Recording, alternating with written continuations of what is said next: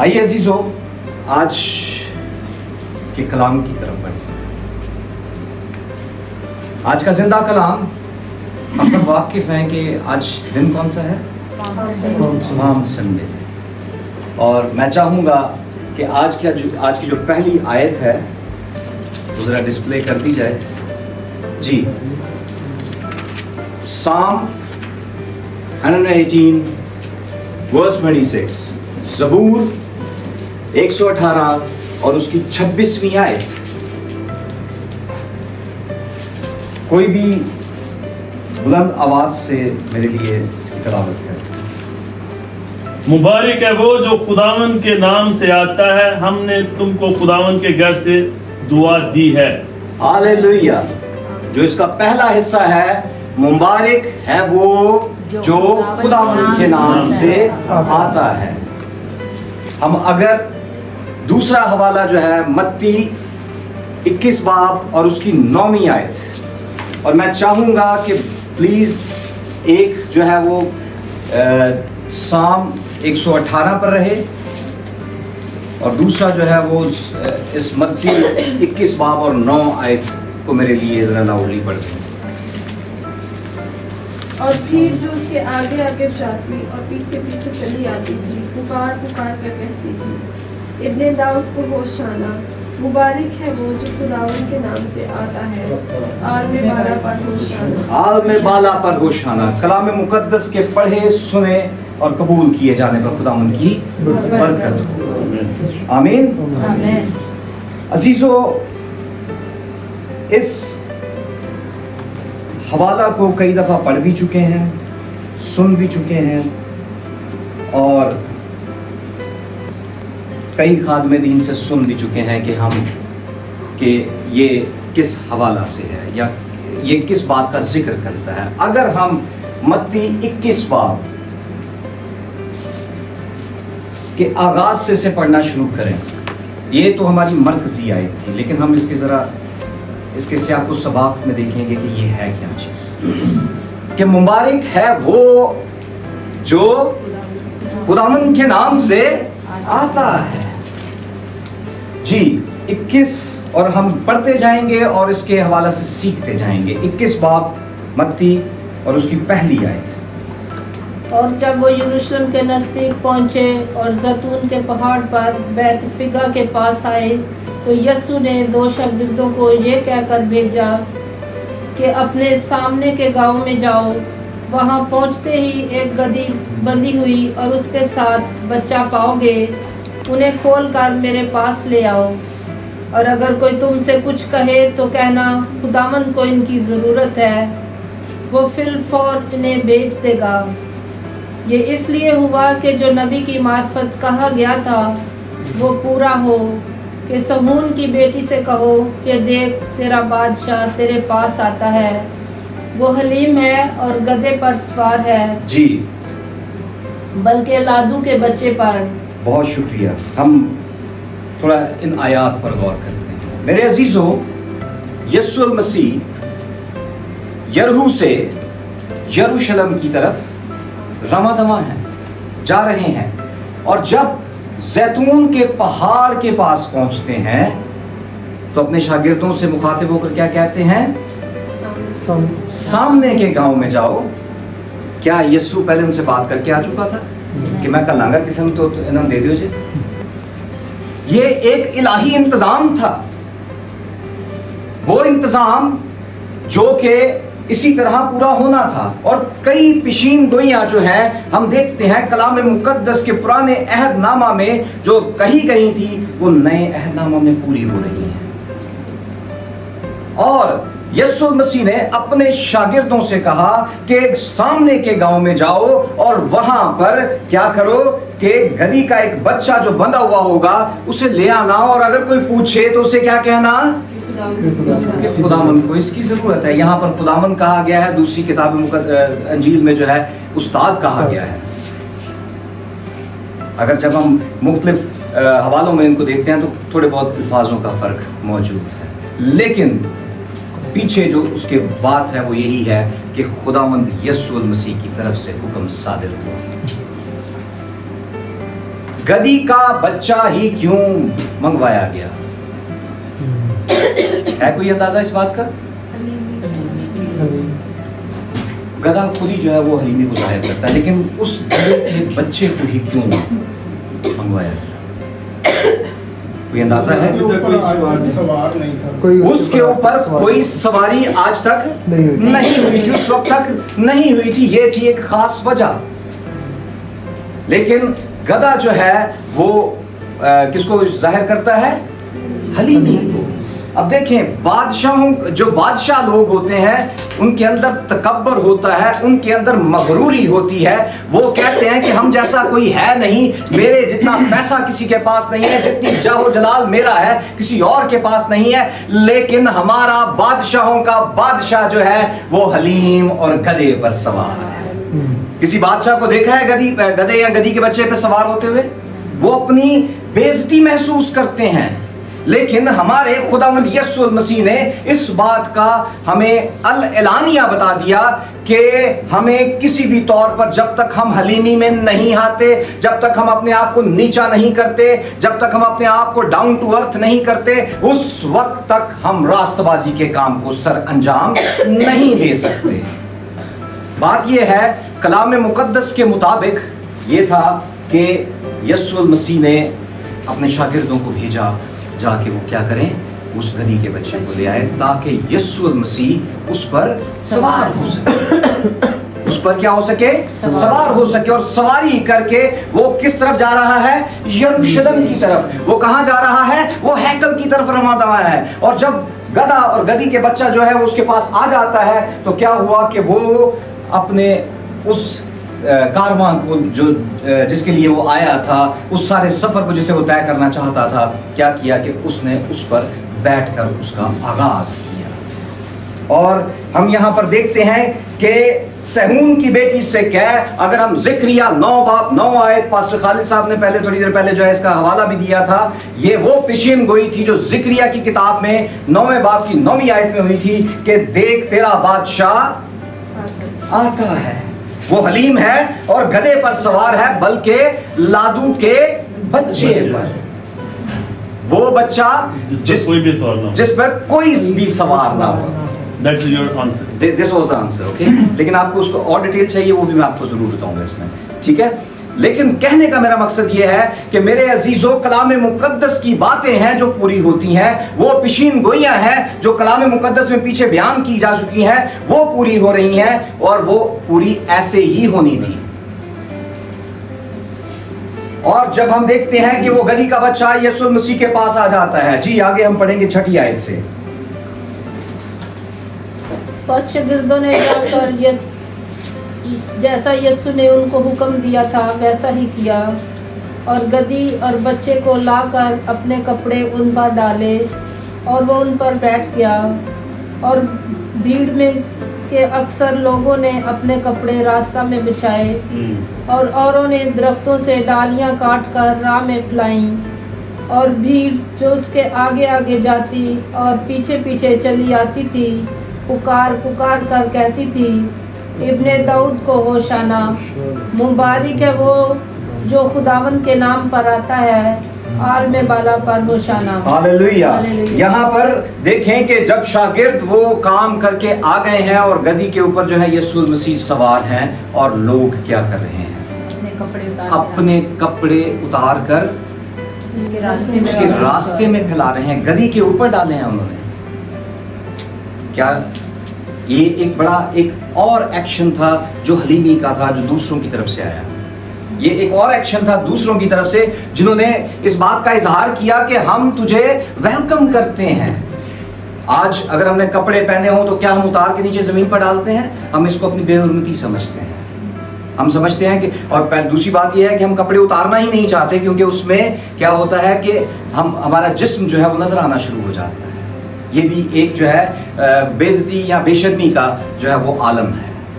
लेकिन उन्होंने इस बात की भी परवाह नहीं की है। वो क्या कर रहे हैं कि कपड़े उतार कर उस गधी के ऊपर, उस रास्ते के अंदर जहां पर यीशु मसीह ने उस गधी के ऊपर बैठकर जो है गुजरना है, उस रास्ते में फैलाए चले जा रहे हैं। जो दरख्तों की डालियां हैं, कुछ लोग वो काट काट कर ला रहे हैं ताकि उस रास्ते को साफ सुथरा कर दिया जाए जिसके ऊपर से बादशाहों के बादशाह ने गुजरना है। हालेलुया। वो रास्ता जो कि बिल्कुल उस वक्त हो सकता है कि बहुत सारी उसमें गर्द भी हो, वहां पर रास्ता साफ ना हो, ऊंचा नीचा हो, लेकिन उन्होंने क्या किया, अपने प्यार का इजहार किया यीशु मसीह के साथ कि ये शख्स जो यरीहो से यरूशलेम की तरफ आया है और अब जो है वो जा रहा है हैकल की तरफ। ये जो वीक है ये होली वीक भी कहलाता है और इसमें हम ये सारी मतलब पाम संडे, फिर उसके बाद गुड फ्राइडे और उसके बाद हम ईस्टर की तरफ राग़िब होते हैं, जिसमें हम बहुत सारी चीज़ों को जो है वो तमाम अमल जो कलाम मुक़द्दस के अंदर मौजूद हैं उनको दोहराते भी हैं, सीखते भी हैं, सिखाते भी हैं ताकि कलाम की गहराइयों को जान सकें। और यहाँ पर हम देखते हैं कि गली के बच्चे के ऊपर बैठने के बाद वो लोग अपने कपड़े जब डाल देते हैं और उसके बाद हम देखते हैं कि साथ साथ वो नारे भी लगा रहे हैं। खामोश थे वो लोग, वो अपने बादशाहों के बादशाह या खुदाम यीशु मसीह का वेलकम कैसे कर रहे थे, नारे लगाकर। क्या कह रहे थे वो, पुकार पुकार कर कहती थी इब्ने दाऊद को होशाना। किसको होशाना? इब्ने दाऊद को होशाना। होशाना का मतलब पता है? सेवस। ये अब्रानी और अरामी जुबान का लफ्ज है जिसके लुग़वी मायनी है लॉर्ड सेव अस। वो लोग जो ये बात जानते थे कि यही शख्सियत है, यही है जो निजात दहिंदा है, यही है जो आ रहा है जो हमें बचा सकता है, और वो जोर शोर के साथ क्या कर रहे थे, नारे लगा रहे थे कि इब्ने दाऊद होशाना, हमें बचा ले। और फिर उसके बाद हम देखते हैं कि वो खुदावंद के मुबारक है वो जो खुदावंद के नाम से आता है। हमने ज़बूर 118 में क्या देखा था, मुबारक है वो जो खुदावंद के नाम से आता है। कहा जाता है कि ये भी पेशीन गोई है जो कि यीशु मसीह के लिए की गई थी इस ज़बूर के थ्रू। और मुबारक है, कौन मुबारक है? वो जो खुदावंद के नाम से आता है। हम पुराने अहदनामा में देखें तो लिखा है उसका नाम अजीब, उसका काम मुशीर, उसकी खुसूसियात अब्दियत का बाप, सलामती का शहजादा, और क्या है?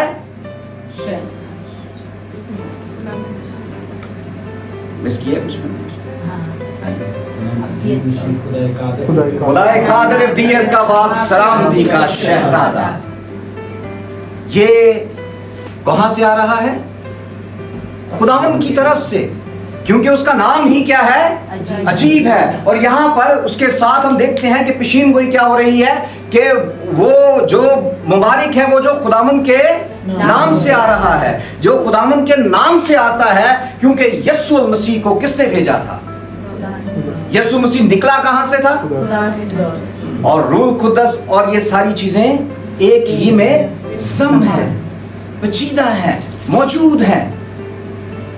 और क्या है कि मुबारक है वो जो खुदावंद के नाम से आता है। इसी मुबारक शख्स के लिए जो है वो भीड़ चिल्ला चिल्ला कर कह रही है कि तू आ गया है, तेरा ही इंतजार था। इसे मिसाया कहा गया है, ये मसीह कहलाता है, वो मसीह जो दुनिया के गुनाह उठा ले जाने को था। ये मसीह जो कि जब हमने गुनाह किया, हम अक्सर बेशतर इसको जो है क्या करते हैं, दिखाते हैं जी कि ये हमारा क्या है, निशान है नजात का।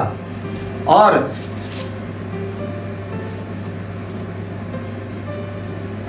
अगर इसको ऐसे कर दिया जाए तो ये क्या है? We have sinned, यानी हमने गुनाह किया। जब हमने गुनाह किया तो उसी गुनाह से हमें निकालने के लिए हमारा खुदावंद यीशु मसीह जो मुबारक नाम से आता है, जो खुदावंद की तरफ से आता है, उसने सलीब पर चढ़कर इस क्रॉस को जो सिन की सूरत में था उसे सलीब की सूरत में बदल दिया, ताकि हमारी जिंदगी से क्या हो, हमेशा का गुनाह जाता रहे, हम निजात पा जाएं, हम हमेशा की जिंदगी को हासिल कर सकें। और ये सलीब फिर जो है हमारे गुनाहों को हमेशा के लिए हमसे جدا کر دیتی ہے. کیونکہ جب تک ہم اس چیز کو جو کراس جو جسے ہم ضرب کا نشان کہتے ہیں, جب تک ہم اس سے باہر نہیں آتے, جب تک ہم یہ نہیں کہتے کہ میں نے جو کچھ بھی گناہ کیا ہے میں اس کی معافی مانگ لیتا ہوں اور اب میں جو ہے خدا کی طرف راغب ہو جاتا ہوں, جب خدا کی طرف راغب ہوتا ہے تو یہ صلیب پھر ہمارے لیے بہت بڑا کام کرتی ہے. اور میرے عزیزو, یہاں پر ہم دیکھتے ہیں کہ وہ شخص جو مبارک ہے, وہ جو خداوند کے نام سے آتا ہے, وہ کیا کر رہا ہے, آیا کس کام کے لیے ہے, تاکہ ہمیں ہمارے گناہوں سے جو ہے نجات بخشے. اور یہاں پر ہم دیکھتے ہیں اگلی آیت میں کہ آل میں بالا پر ہوشانہ, اور جب وہ یروشلم میں داخل ہوا تو سارے شہر میں ہلچل پڑ گئی اور لوگ کہنے لگے یہ کون ہے. بھیڑ کے لوگوں نے یہ گلیل کے ناصرت کا نبی یسوع ہے. اس کے بعد ہم دیکھتے ہیں کہ ہر شخص جو ہے وہاں پر کیا کر رہا ہے, اس بات کی گواہی دے رہا ہے یہ نبی ہے, یہ ناصرت کا رہنے والا ہے, یہ وہ شخص ہے جو مبارک ہے, یہ وہ شخص ہے جو خدا کی طرف سے بھیجا گیا ہے تاکہ کیا کرے, ہمیں نجات بخشے. کیا کہا ہے کہ ہوشانہ, داؤد کے ابن داؤد کو ہوشانہ, کہ ہمارے گناہوں سے ہمیں نکال لے, ہمارے گناہوں سے ہمیں آزاد کر دے, ہمیں سیو کر. التجا کر رہے ہیں, گڑ گڑا رہے ہیں وہ خدا کے سامنے, وہ یسوع المسیح کے سامنے. اور پھر ہم دیکھتے ہیں کہ یسوع المسیح اس کے بعد ہیکل کی طرف راغب ہوتے ہیں. اور کیا ہوا ہیکل کے اندر؟ جی 12 اور جب وہ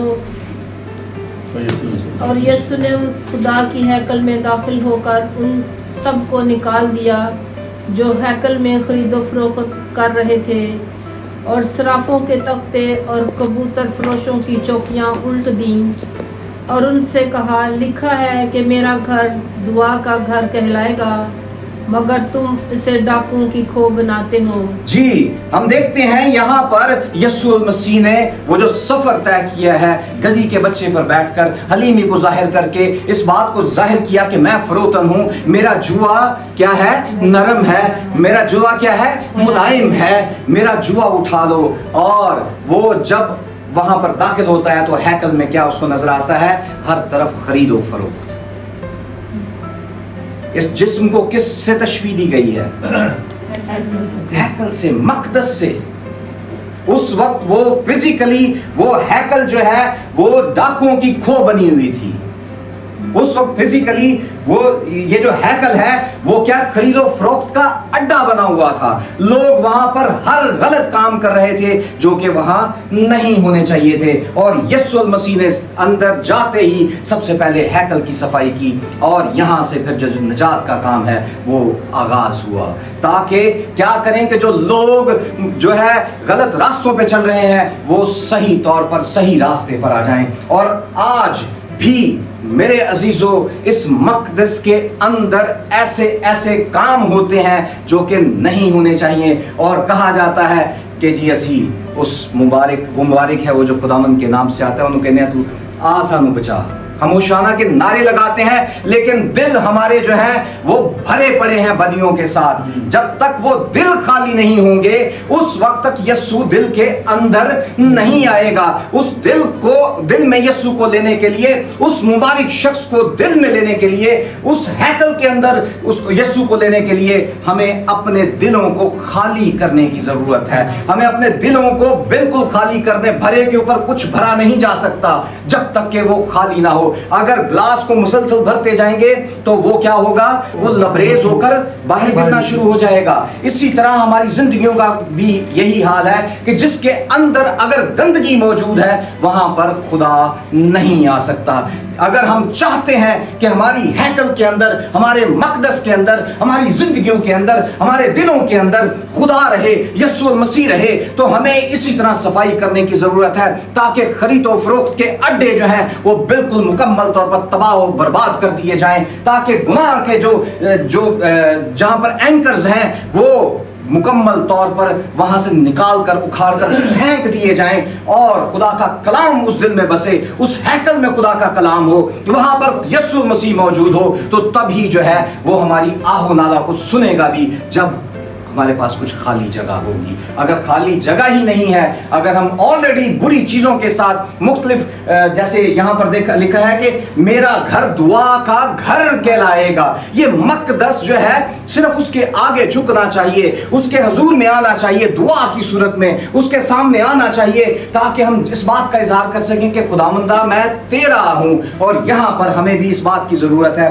और आज यही बात हमें अपने साथ लेकर जानी है कि जिस तरह यीशु मसीह ने खजूरों के एतवार वाले दिन, खजूरी एतवार वाले दिन, पाम संडे को जो है हैकल की सफाई की है, हमें हर रोज अपने दिल की सफाई करने की जरूरत है। हमें हर रोज अपनी हैकल की, अपने मकदस की सफाई करने की जरूरत है। अगर कोई, जैसे अगर हम गौर करें तो हमें 10 अहकाम मिले हैं उन लोगों की सूरत में, अगर हम अपनी जिंदगी में रख लें तो बाकी चीजें खुद ब खुद हमारी जिंदगी से निकलती जाएंगी। ना झूठ हमारी जिंदगी में होगा, ना चोरी हमारी जिंदगी में होगी, ना ज़नाकारी हमारी जिंदगी में होगी, ना किसी किस्म का लस्ट हमारी जिंदगी में होगा, ना हम शैतान की तरफ जाएंगे, ना हम किसी बुत की पूजा करेंगे, ना हम किसी और खुदा की तरफ रागिब होंगे, बल्कि क्या होगा कि हम अपने जिंदा खुदा की तरफ रागिब होंगे। और यही बात खुदावंद आज हमारी जिंदगियों से चाहता है। हर साल पाम संडे मना लेना काफी नहीं है अगर उसके वसीला से हमारी जिंदगी में तब्दीली ना आए। अगर हमारी जिंदगियों में तब्दीली आएगी तो फिर ही हमारा ये पाम संडे भी मुबारक होगा, उस मुबारक शख्स की तरह जो कि खुदावंद की तरफ से आता है। खुदावंद आप सबको इस कलाम के वसीले से बरकत दे। आमीन।